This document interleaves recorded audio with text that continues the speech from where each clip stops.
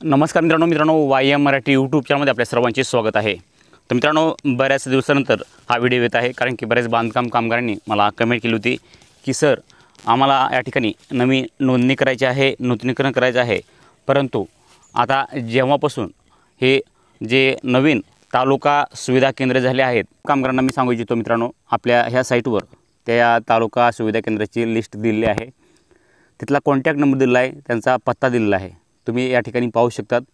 आणि त्यानंतर तुमच्याकडून जर पैसे कोण घेत असतील तर पैसे देऊ नका, कारण का पैसे द्यायची काही गरज नाही। आता या ठिकाणी बऱ्याच बांधकाम कामगारांनी काय केलेलं आहे, त्यांचं नूतनीकरण या ठिकाणी संपलेलं आहे। तर या ठिकाणी पहा, नवीन अपडेट अशी आलेली आहे की नवीन नोंदणी अर्ज संगणक प्रणालीवर सादर करण्याकरिता संबंधित बांधकाम कामगारांनी आपल्या मूळ कागदपत्रासह नजीकच्या तालुका कामगार सुविधा केंद्रात उपस्थित राहावे असं सांगण्यात आलेलं आहे। परंतु मित्रांनो, या ठिकाणी सुविधा केंद्र कुठं आहे आणि कोणत्या ठिकाणी त्यांचा काय कॉन्टॅक्ट नंबर आहे का, असे बऱ्याच बांधकाम कामगार विचारतात। तर त्यांना सांगू इच्छितो की या ठिकाणी पहा, तुम्हाला जर तुमचं तालुका सुविधा केंद्राचा पत्ता पाहिजे असेल किंवा त्यांचा मोबाईल नंबर पाहिजे असेल, तुम्हाला या ठिकाणी 3 रेषेवरती क्लिक करायचं आहे आणि खाली यायचं आहे। या ठिकाणी खाली आल्यानंतर तुम्ही या ठिकाणी पाहू शकतात, या ठिकाणी आपल्याला क्लिक करायचं आहे आणि या ठिकाणी क्लिक केल्यानंतर तुम्हाला खाली यायचं आहे। खाली आल्यानंतर तुम्ही पहा, या ठिकाणी मित्रांनो, तर खाली या ठिकाणी दिलेला आहे तुम्हाला तालुका 350 तालुका कामगार सुविधा केंद्राचा पत्ता आणि प्रभारी संपर्क तपशील असं या ठिकाणी आहे। तर या ठिकाणी तुमचा विभाग तुम्ही निवडू शकतात। तर या ठिकाणी कोणकोणते दिलेले आहेत, कोकण दिलेला आहे, या ठिकाणी पहा कोकण, पुणे, नागपूर, नाशिक, औरंगाबाद, अमरावती। तर ह्यापैकी तुमचा जो विभाग आहे तो तुम्ही या ठिकाणी निवडू शकतात। तर या ठिकाणी तुम्हाला तुमचा जो विभाग आहे तुम्ही निवडा आणि त्यानंतर या ठिकाणी पहा नांदेडचा आहे, त्यानंतर लातूर, म्हणजे तुमचा जो विभाग आहे या ठिकाणी तुम्हाला निवडायचा आहे आणि तिथे त्यांचा कॉन्टॅक्ट नंबर पाहिजे आहे। पण हे जे कॉन्टॅक्ट नंबर आहे ते जिल्हा स्तरावरील आहे, पण तुम्हाला तालुका सुविधा केंद्राचा पत्ता पाहिजे असेल तर या ठिकाणी तुम्हाला वरच्या साईडला भेटून जाणार आहे तालुका सुविधा केंद्राचा पत्ता। तर या ठिकाणी आपण येऊयात, तर किती 350 तालुका कामगार सुविधा केंद्राचा पत्ता आणि प्रभारी संपर्क तपशील। तर तुम्हाला काय करायचं आहे, या ठिकाणी जे आहे ते डाउनलोड ह्यावरती क्लिक करायचं आहे आणि डाउनलोड केल्यानंतर तुमच्यासमोर एक असं डाउनलोड ऑप्शन येईल, ते डाउनलोड करून घ्यायचं आहे।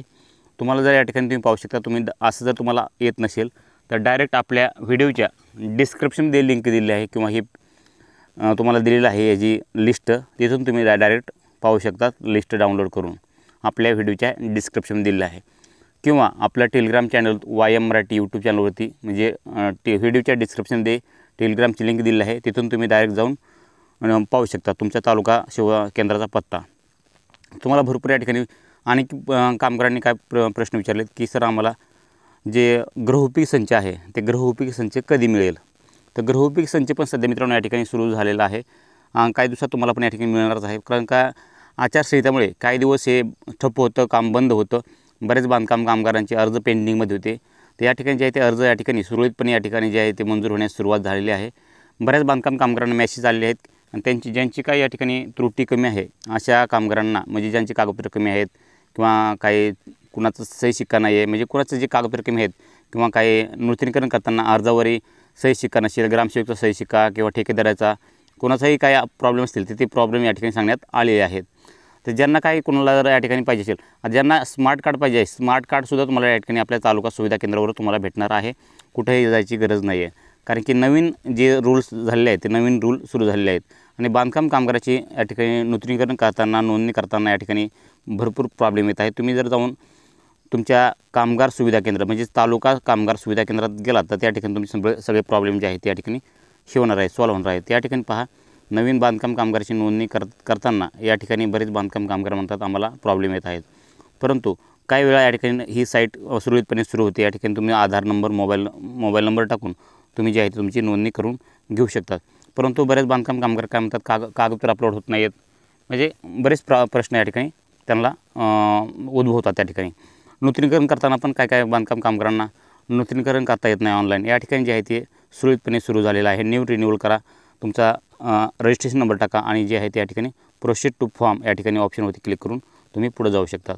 तर अशा प्रकारे जे आहे तुम्हाला या ठिकाणी संपूर्ण माहिती भरून तुम्हाला नोंदणी आणि नूतनीकरण करता येणार आहे। आणि तुमचं नूतनीकरण झाले का नाही तुम्हाला या ठिकाणी क्लिक करायचं आहे, तुम्हाला जर मेसेज आला नाही तर या ठिकाणी तुम्ही तुमचा आधार नंबर आणि मोबाईल नंबर टाकून या ठिकाणी प्रोसीड टू फॉर्मवरती क्लिक करून तुम्हाला पुढे जायचं आहे आणि तुम्हाला त्या ठिकाणी तुमची नोंदणी पेंडिंगमध्ये आहे का ॲक्सपेक्ट झालेली आहे, म्हणजे तुमची जे आहे ते भरपूर सक्सेसफुल झालेलं आहे, मंजूर झालेलं आहे असं तुम्हाला त्या ठिकाणी तुम्हाला पाहायला मिळणार आहे. तुमचं बँक अकाउंट जर लिंक करायचं असेल, बँक अकाउंट लिंक नसेल, स्कॉलरशिपचे पैसे येण्यासाठी बँक अकाउंट लिंक असणं गरजेचं आहे. जर तुमच्या या ठिकाणी बँक लिंक नसेल तर बँक लिंक पण तुम्ही करून घेऊ शकता. स्कॉलरशिपच्या भरपूर या ठिकाणी योजना आहेत, या ठिकाणी भरपूर योजना दिलेल्या आहेत. कल्याणकारी योजनामार्फत स्कॉलरशिपच्या योजना आहेत आणि काही ज्या सामाजिक सुरक्षा योजना आहेत ते पहिल्या विवाहाच्या खर्चासाठी प्रतिपूर्तीसाठी 30,000 रुपये, मध्यभोजन योजना आणि भरपूर योजना अशा या ठिकाणी दिलेल्या आहेत.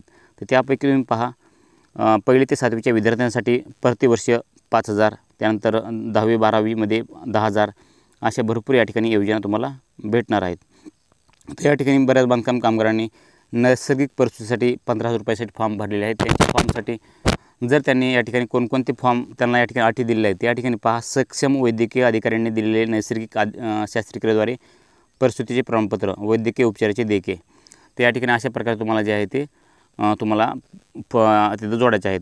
सक्षम वैद्यकीय अधिकाऱ्यांनी दिलेलं नैसर्गिक शस्त्रक्रियेद्वारे परिस्थितीचे प्रमाणपत्र आणि वैद्यकीय उपचाराचे देयके असे तुम्हाला हे जे 2 फॉर्म दिलेले आहेत त्या ठिकाणी जोडायचे आहेत. तर मित्रांनो, तुम्हाला स्मार्ट कार्ड पण या ठिकाणी नवीन स्मार्ट कार्ड आलेले आहेत. या ठिकाणी पाहू शकतात, जुनं स्मार्ट कार्ड अशा प्रकारे दिसत होतं, तुम्ही पाहू शकतात, आणि नवीन स्मार्ट कार्ड जे आहे ते अशा प्रकारे तुम्हाला या ठिकाणी दिसून येत आहे. तर कोणकोणत्या बांधकाम कामगारांना नवीन स्मार्ट कार्ड अशा प्रकारचे भेटलेलं आहे आणि कोणत्या बांधकाम कामगार हे जुनं भेटलेलं आहे आणि कोणकोणत्या बांधकाम कामगारांना अद्यापही कुठलं स्मार्ट कार्ड भेटलेलं नाही हे तुम्हाला या ठिकाणी कमेंट करून सांगायचं आहे. कारण की बऱ्याच बांधकाम कामगारांना स्मार्ट कार्ड हे नवीन भेटायला सुरू झालेलं आहे आणि बांधकाम कामगारांना स्मार्ट कार्ड कसं भेटेल याबाबत तुम्हाला जर सविस्तर माहिती पाहिजे असेल तर नक्कीच आपल्या टेलिग्राम चॅनलला जॉईन करा. टेलिग्राम चॅनलची लिंक आपल्या व्हिडिओच्या डिस्क्रिप्शन दिलेली आहे, तिथून तुम्ही जे आहे ते आपल्या टेलिग्राम चॅनलला जॉईन करू शकतात. कारण की टेलिग्राम चॅनलवरती नवीन अपडेट आले की त्या ठिकाणी सांगत असतो. गृहोपयोगी संचाबाबतचं जे हमीपत्र आहे ते हमीपत्र तुम्ही भरून तुमचा गृहोपयोगी संचाचा लाभ तुम्ही घेऊ शकतात. ते पण हमीपत्र आपल्या टेलिग्राम चॅनलवर तुम्हाला भेटून जाणार आहे. तर मित्रांनो, अशा प्रकारे तुम्हाला संपूर्ण माहिती भेटलेली असेल की नवीन जे रूल आहेत, नवीन कामगार सुविधा केंद्र म्हणजे तुमचं तालुका कामगार सुविधा केंद्रावर आता भरपूर अशी कामं होणार आहेत. तुमच्या तालुका कामगार सुविधा केंद्राची लिस्ट कशी पाहिजे हे तुम्ही आजच्या व्हिडिओमध्ये बघितलेलं आहे. तर असेच माहितीपूर्ण व्हिडिओ पाहण्यासाठी आपल्या चॅनलला सबस्क्राईब करून साईडला दिलेल्या बेल आयकॉनला क्लिक करायला विसरू नका. आणि या ठिकाणी तुमच्या मनामध्ये आणखीन प्रश्न शंका काय असतील तर नक्कीच आम्हाला कमेंट करून सांगायला विसरू नका. भेटूयात नवीन माहितीचं नवीन व्हिडिओमध्ये. तोपर्यंत जय हिंद, जय महाराष्ट्र.